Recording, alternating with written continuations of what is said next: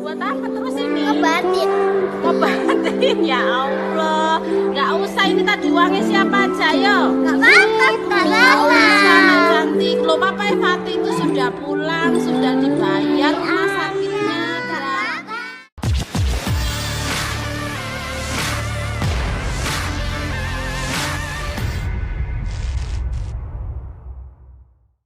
Murid-murid sekolah dasar atau SD membuat gurunya terharu. Momen itu dibagikan melalui video TikTok yang diunggah pada Selasa 19 Januari 2022.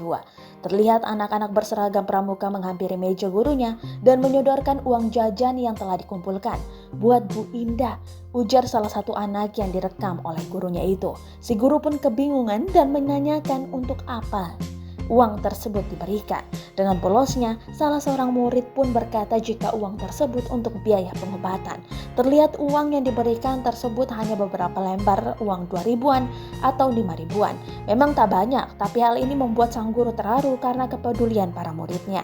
Si guru pun khawatir dan mengungkapkan pada muridnya seharusnya tak perlu memberikan uang itu kepadanya.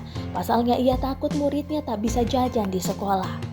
Ia lalu menolak secara halus pemberian uang itu dengan mengatakan bahwa biaya rumah sakit sudah dibayarkan dan suami sudah sembuh. Meski demikian, para murid pun tetap memaksa dan mengungkapkan mereka masih memiliki uang jajan.